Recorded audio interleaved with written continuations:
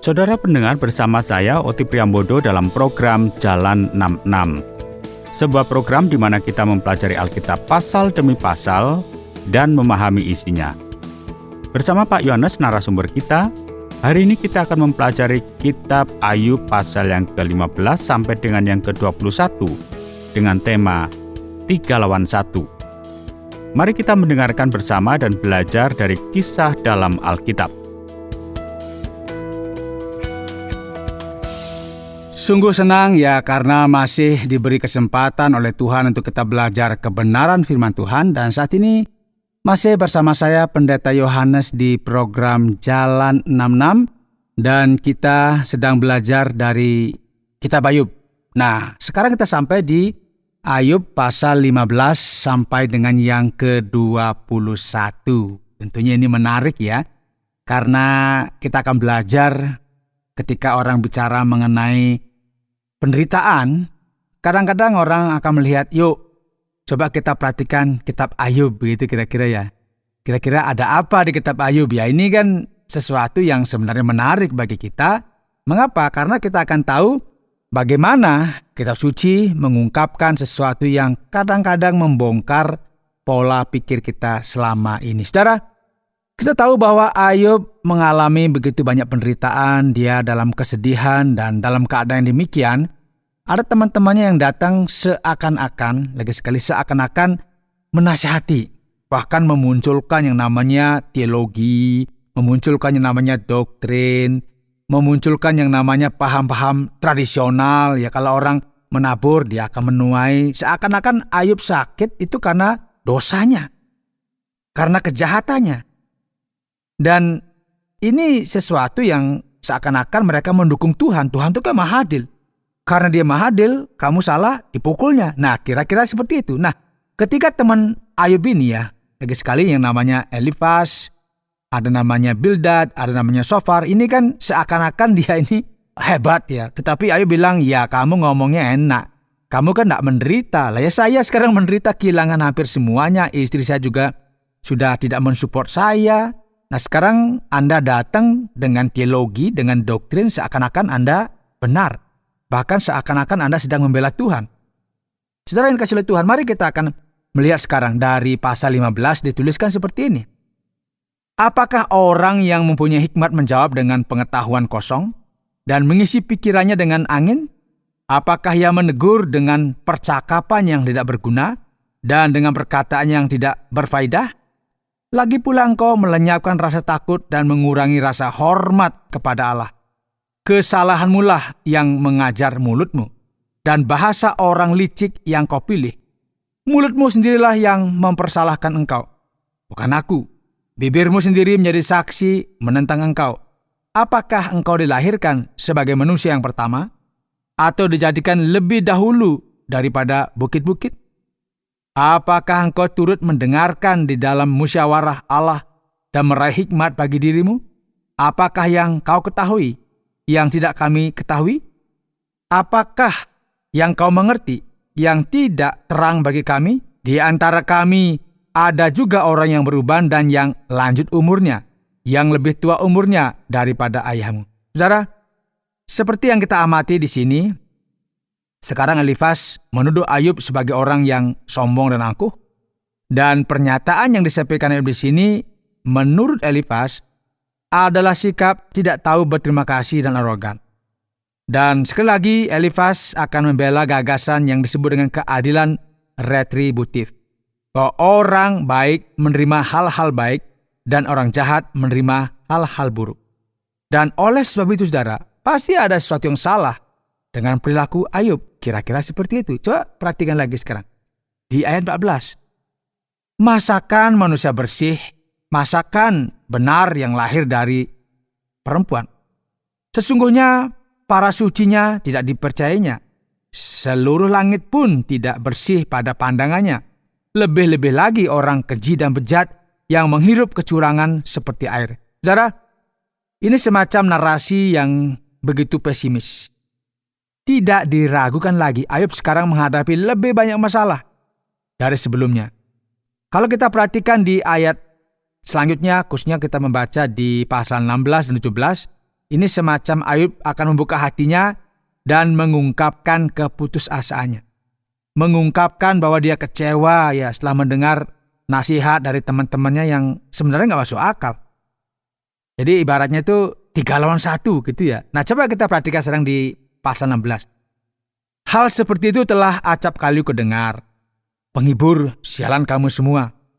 Belum habiskah omong kosong itu?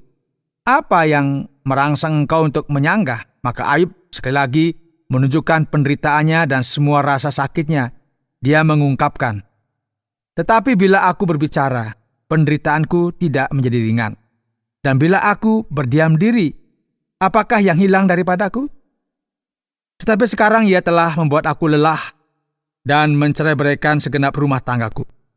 Ayub mengungkapkan semua rasa sakitnya ya. Ayub menyatakan penderitaannya sekali lagi. Ia menyampaikan semua kesulitan di hadapan apa yang kita sebut di sini. Sesuatu yang sebenarnya dia juga bingung juga seperti itu ya. Hai bumi, janganlah menutupi darahku, dan janganlah kiranya teriakku mendapat tempat perhentian. Ketahuilah, sekarang pun juga, saksiku ada di sorga, yang memberi kesaksian bagiku ada di tempat yang tinggi. Karena sedikit jumlah tahun yang akan datang dan aku akan menempuh jalan dari mana aku tak akan kembali lagi. Ini semacam keputusasaan. Ayub nggak lagi memiliki banyak harapan pada teman-temannya atau pada siapapun, sehingga satu-satunya harapan terungkap dalam perasaannya yang campur aduk terhadap Tuhan. Ia mengeluh tentang murka Tuhan yang ditimpakan kepadanya, dan pada saat yang sama ia mengatakan bahwa hanya Tuhan, hanya Dia yang ada di surga, hanya Tuhan sebagai saksi sejati yang dapat menjadi pembelanya, yang dapat menjadi sahabatnya, dan yang dapat membuktikan bahwa ia nggak bersalah pada akhirnya. Nah, perasaan ini, deskripsi tentang rasa sakit, deskripsi tentang penderitaan yang sering kali merupakan kenyataan. Tentu ini menjadi kenyataan bagi kita ya dalam hidup kita, dan itu ya kadang-kadang membuat kita bingung ya, karena kita nggak benar-benar ngerti dengan persis apa yang Tuhan inginkan. Bagi Anda yang mendengarkan program ini, yang mungkin sedang mengalami momen yang sulit, yang menyakitkan dalam hidup, coba kita perhatikan sekarang di pasal 17, di bagian akhir. Ayub melanjutkan deskripsinya tentang rasa sakit dan dia berkata, apabila aku mengharapkan dunia orang mati sebagai rumahku, menyediakan tempat tidurku di dalam kegelapan, dan berkata kepada liang kubur, engkau ayahku, kepada Berenga, ibuku, dan saudara perempuanku, maka di manakah harapanku? Siapakah yang melihat adanya harapan bagiku? Keduanya akan tenggelam ke dasar dunia orang mati, apabila kami bersama-sama turun ke dalam debu. Saudara, Ayub sedang menderita, Ayub sedang terpuruk, bahkan ada di titik nadir, paling bawah. Dia sangat menderita dan nggak mendapat dukungan dari teman-temannya. Teman-temannya ya seharusnya mendukung dan membantu. Ternyata mereka bertiga bersatu melawan Ayub. Dan di pasal 18 kita akan memperhatikan Bildad. Masih ingat Bildad ya? Ini coba menuduh Ayub. Ayub dibilang nggak tahu berterima kasih kepada teman-temannya. Gimana sih Ayub ini, sudah kita datang menghibur, nggak terima kasih, dinasihati malah balik lagi. Ini semacam sesuatu yang sebenarnya Ayub juga merasa kok begini teman-temanku. Dan dijelaskan juga bahwa Ayub menjawab. Ini semacam mengungkapkan betapa tidak kaya dirinya, memaparkan berbagai perasaan yang membingungkan terhadap Tuhan.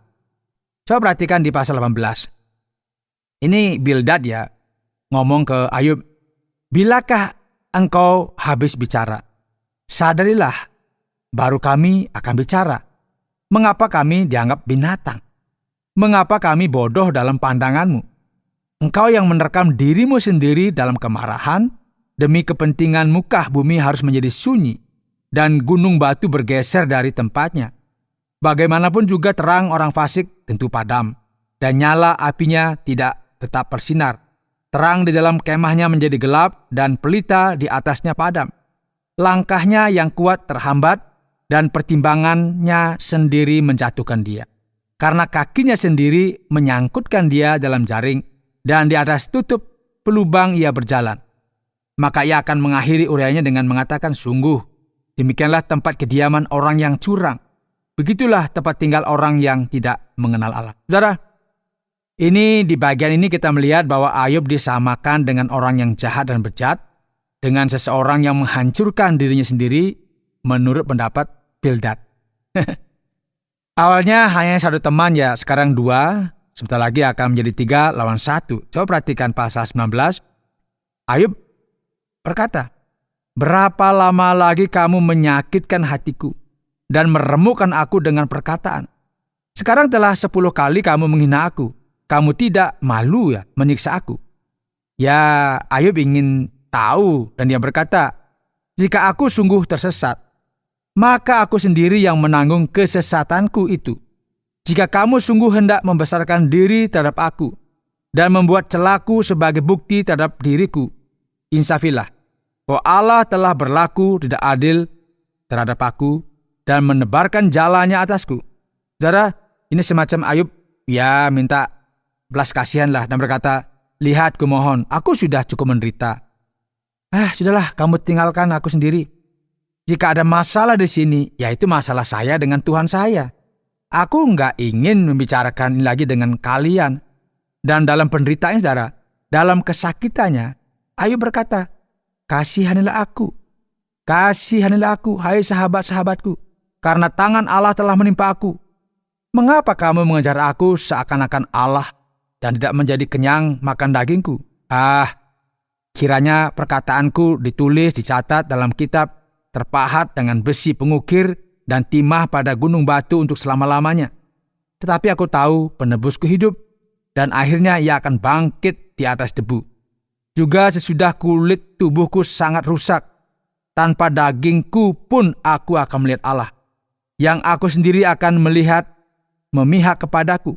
Mataku sendiri menyaksikannya dan bukan orang lain. Hati sanubariku merana karena rindu. Saudara, Ayub mengungkapkan bahwa ia mengandalkan kenyataan yang namanya kematian. Bahwa ia mengandalkan gagasan fakta bahwa ia lemah. Bahwa ia tidak akan melawan, dan ia tahu bahwa ia memiliki penebus yang adalah pembelanya. Dia adalah Allah Tuhannya, dan ia tahu bahwa ia akan menang. Bahwa ia akan bangkit. Ia akan berdiri di bumi, dan bahkan setelah kematiannya, ia akan mendapatkan penghiburan dan pertolongannya. Saudara, ini gagasan awal yang mungkin menyajikan yang kita kenal dengan harapan kebangkitan di dalam kitab Ayub. Nah, di 2 bab selanjutnya, saudara, atau 2 pasal selanjutnya, ini diakhir dengan kata-kata shofar. Dan setelah itu jawaban Ayub. Nah, pidato shofar itu ditandai dengan kemarahan. Dia menolak tuduhan Ayub dan menganggapnya sebagai orang jahat. Orang yang akan mengalami akhir yang mengerikan. Nah, bagi shofar, Ayub hanyalah orang jahat dan bejat. Karena itu pada akhirnya Ayub akan menyampaikan kata-kata terakhirnya. Ini semacam mengungkapkan teka-teki besar tentang penderitaan dan teori keadilan retributif. Jadi shofar berkata di sini, oleh sebab itulah pikiran-pikiranku mendorong aku menjawab, karena hatiku tidak sabar lagi. Ku dengar teguran yang menghina aku, tetapi yang menjawab aku ialah akal budi yang tidak berpengertian. Belumkah engkau mengetahui semuanya itu sejak dahulu kala, sejak manusia ditempatkan di bumi, bahwa sorak-sorai orang fasik hanya sebentar saja, dan sukacita orang durhaka hanya sekejap mata. Walaupun keangkuhannya sampai ke langit, dan kepalanya mengenai awan, namun seperti tahinya ia akan binasa untuk selama-lamanya. Siapa yang pernah melihatnya? Bertanya, di manakah dia? Bagaikan impian ia melayang hilang. Ya, ini shofar, saudara, ini mencoba menggambarkan dalam nasihatnya terkait dengan nasib orang jahat, dan dia menganggap Ayub berada dalam situasi itu. Ayub kemudian akan menyampaikan tanggapannya pada pasal 21, saudara. Kepada manusiakah keluhanku tertuju? Mengapa aku tidak boleh kesal hati? Berpalingkah kepadaku, maka kamu akan tercengang. Dan setelah mengatakan ini, Ayub mengajukan pertanyaan besar. betapa sering pelita orang fasik dipadamkan, kebinasaan menimpa mereka, dan kesakitan dibagikan Allah kepada mereka dalam murka-Nya. Mereka menjadi seperti jerami di depan angin, seperti sekam yang diterbangkan badai. Benarkah orang yang berbuat baik akan menerima hal baik, dan orang yang berbuat jahat akan menerima hal buruk? Masakan kepada Allah diajarkan orang pengetahuan, kepada Dia yang mengadili mereka yang di tempat tinggi, yang seorang mati dengan masih penuh tenaga, dengan sangat tenang dan sentosa, pinggangnya gemuk oleh lemak dan sumsum tulang-tulangnya masih segar, yang lain mati dengan sakit hati, dengan tidak pernah merasakan kenikmatan. Tetapi sama-sama mereka terbaring di dalam debu, dan berenga-berenga berkeriapan di atas mereka. Jadi dengan teka-teki dan permasalahan ini, saudara, Ayub akan mengakhiri dengan mengatakan, alangkah hampanya penghiburanmu bagiku. Semua jawabanmu hanyalah tipu daya belaka. Saudara, ini semacam mereka ini berdebat karena tuduhan-tuduhan yang disampaikan oleh teman-temannya ya memojokkan Ayub ya.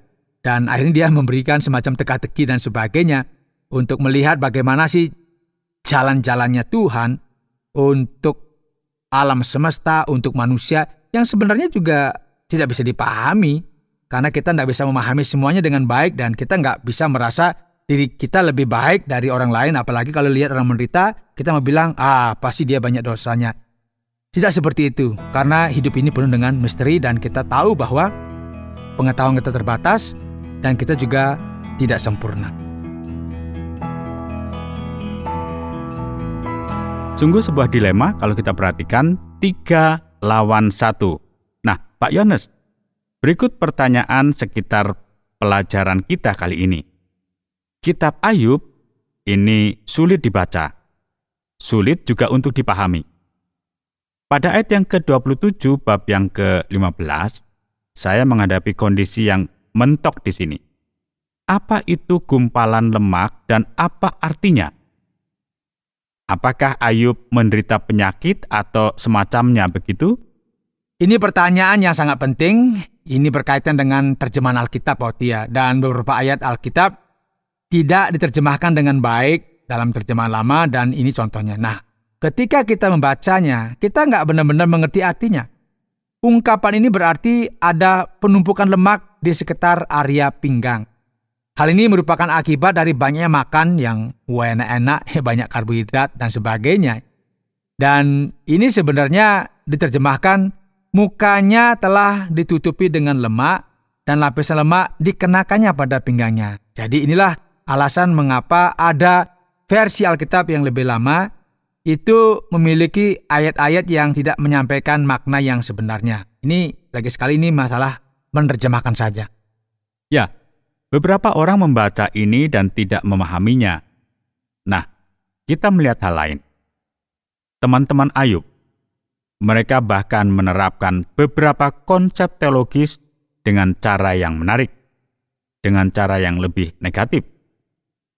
Dan saya punya pertanyaan lain di sini. Apakah teman-teman Ayub sama sekali tidak pernah memikirkan kemungkinan bahwa bisa terjadi karena campur tangan setan?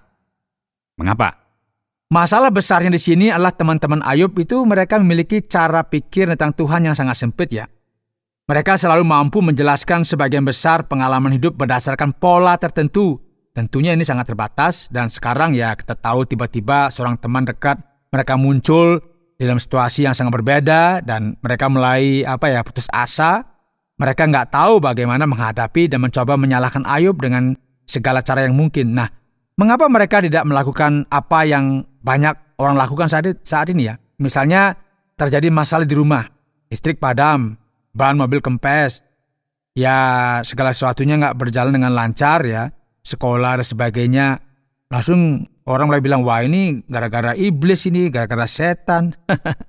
Nah, dalam konteks perjanjian lama ya, orang-orang tidak mempertimbangkan kemungkinan campur tangan setan dalam kehidupan mereka seperti yang mereka lakukan kemudian kalau kita baca di perjanjian baru.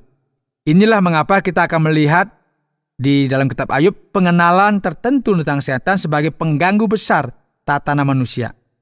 Inilah mengapa semua terjadi. Tetapi baik Ayub maupun teman-temannya ya memang belum mengetahui Alkitab akan mulai mengungkapkan gagasan ini ya. Karena itu mereka tidak membahas masalah ini dalam diskusi mereka karena pengetahuan mereka terbatas dan apa yang mereka ketahui tidak cukup untuk menjelaskan realitas secara keseluruhan. Ya, jadi keterbatasan pengetahuan dan sebagainya. Kira-kira seperti itu, Poti. Sekarang kita sampai pada pasal yang ke-19 ayat yang ke-25. Dikatakan, tetapi aku tahu penebusku hidup. Dan Ayub terus berharap kepada Sang Penebus. Siapakah penebus yang disebutkan di sini dan apa yang diharapkan dan diantisipasi Ayub daripadanya? Ya, ini sebenarnya kitab suci mengatakan, tetapi aku tahu penebusku hidup. Dan akhirnya ia akan bangkit di atas debu. Juga sesudah kulit tubuhku sangat rusak, tanpa dagingku pun aku akan melihat Allah, yang aku sendiri akan melihat memihak kepadanya. Ya, mataku sendiri menyaksikannya, dan bukan orang lain. Hati sanubariku merana karena rindu. Ya, ini semacam gagasan yang langsung tentang penebus. Ini terkait dengan Tuhan itu sendiri. Ayub yakin dan ada gagasan bahwa Tuhan pada akhirnya akan mewujudkan suatu bentuk keadilan akhir atas dunia. Dan Ayub ini seperti memiliki harapan yang namanya kebangkitan. Ini mengungkapkan kematian bukanlah akhir dari segalanya. Kemudian kalau kita perhatikan dalam perjanjian baru dan juga doktrin kekristenan, ini menghubungkan fakta bahwa penebus ini, yaitu Allah, sesuai dengan harapannya Ayub ya, ini digenapi dalam Yesus Kristus, dan dia adalah penebus satu-satunya. Sekarang kita perhatikan pada bab yang ke-21, menyajikan argumen yang tampaknya agak terlalu keras. Ayub mengatakan bahwa dunia ini tidak adil, bahwa tidak ada solusi untuk apapun. Dia sangat skeptis terhadap banyak hal. Pertanyaannya, apakah keadilan Tuhan akan terwujud pada akhirnya? Beginilah yang terjadi pada Ayub ya. Teman-temannya berkata ini sangat sederhana. Orang yang berbuat baik pasti menerima hal yang baik, ya kan? Orang yang berbuat jahat menerima hal yang buruk. Dan Ayub berkata, bukan begitu keadaanku. Aku katakan kepada kamu ya bahwa semuanya berjalan salah dan aku tidak melakukan apapun yang menyebabkan keadaan menjadi seperti ini. Ya, dia tidak mempertimbangkan ya sebenarnya apa yang dikatakan oleh Ayub. Mereka malah akan terus memperburuk keadaan sampai Ayub, waduh gak tahan lagi. Dan akhirnya Ayub ya seperti kehilangan kesabaran. Kau pikir begitu? Benarkah hanya ini? Tidak tahukah kau pernah melihat orang baik, warga negara yang baik, muda dan semuanya mati dalam sekejap? Dan tidakkah kau melihat orang jahat dan durhaka, baik hidupnya sejahtera makmur dan memiliki segalanya? Tidakkah kau lihat bahwa dunia ini rumit dan membingungkan? Ya, jadi pada dasarnya Ayub mau katakan gini, gagasan sederhana tentang keadilan retributif yang Anda yakini bahwa orang baik menerima yang baik, ya kan? Orang yang jahat menerima yang buruk, itu enggak berhasil. Inilah kebenarannya. Kita akan melihat Alkitab mengatakan, lihat ya, seringkali keadilan membutuhkan waktu, mungkin baru terjadi setelah kematian. Nah, beberapa akan semacam memiliki konsekuensi di akhir ketika Tuhan campur tangan. Jadi dengan kata lain, persamaan antara keadilan dan ketidakadilan, pembalasan, tidaklah sederhana dan seakurat yang kita pikirkan. Dan bukanlah sesuatu yang dapat kita pahami secara langsung ya tiba-tiba kita, harus begini, begitu, enggak. Pada akhirnya keadilan ilahi akan menang, tetapi selama hal itu belum terjadi, kita harus berurusan dengan berbagai hal, dengan kesalahan dan ketidakadilan. Dan tentunya inilah kenyataan yang sangat menyedihkan. Baik, terima kasih banyak Pak Yones. Lantas bagaimana kesimpulan akhirnya? Saudara, hari ini dalam program Jalan 66, kita telah mempelajari kitab Ayub ya, pasal 15 sampai dengan yang ke-21.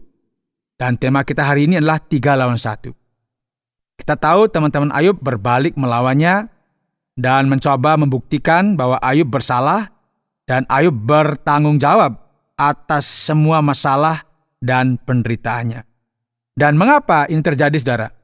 Kita dapat mengamati bahwa kalau kita analisis, kita mengevaluasi, ini kan kita tahu bahwa teman-teman Ayub itu kan memiliki pemahaman yang sangat dangkal. Inilah sebabnya mengapa kesimpulan mereka tidak sesuai dengan kenyataan. Dan Ayub dalam saat dia mengalami hal ini, dia menjadi sulit juga menghadapi. Padahal Ayub sedang putus asa, dia sedang kesakitan. Dan akhirnya memberi jawaban terakhir kepada mereka dengan berkata, lihat, kalian semua dapat melihat bahwa dunia nyata bukanlah seperti yang ada di kepala kalian. Nggak semudah itu bro, kira-kira seperti itu. Ini adalah pelajaran berharga saudara, yang dapat kita pelajari, yang membantu kita dalam hidup. Kita harus memperhatikan mereka yang memiliki pemahaman yang sangat dangkal, yang menyederhanakan segala sesuatu, kemudian menarik kesimpulan yang sebenarnya di luar akal sehat dan tentunya tidak realistis. Kita seharusnya tidak melakukan seperti itu. Karena apa? Tidak seperti yang kita pikirkan ya. Hidup ini tidak seperti yang kita bayangkan di kepala kita. Hitam putih, nggak seperti itu ya. Jadi ini sesuatu yang sebenarnya misteri. Dan ini ingin diungkapkan kepada kita bahwa hidup itu tidak sesederhana yang kita bayangkan, dan kita mulai membangun teori-teori, mulai membangun doktrin-doktrin, dan kita mulai membangun banyak pikiran-pikiran yang seakan-akan Tuhan itu dapat kita kecilkan ya dengan otak kita. Padahal Dia yang berdaulat tidak bisa kita pahami. Dan ini pelajaran berharga bagi kita semua, agar kita janganlah berpikiran yang sangat dangkal. Jangan belum apa-apa sudah menyimpulkan. Akhirnya apa? Ya, kita nggak memahami hidup yang sebenarnya. Karena hidup yang sebenarnya itu, ya lagi sekali, berkali-kali saya katakan, hidup ini penuh dengan misteri. Dan karena itu, ya kita serahkan diri kepada Tuhan yang memegang, mengatur semuanya. Kiranya Tuhan dipermuliakan melalui pelajaran-pelajaran kita pada kesempatan ini. Baiklah, terima kasih banyak Pak Yohanes. Saudara pendengar, karena waktu yang tidak memungkinkan, kita akhiri program Jalan 66 kali ini. Kami menantikan Anda untuk tetap mengikuti pelajaran berikut dalam lanjutan pembelajaran Alkitab yang memberikan pelajaran menyeluruh tentang firman Tuhan.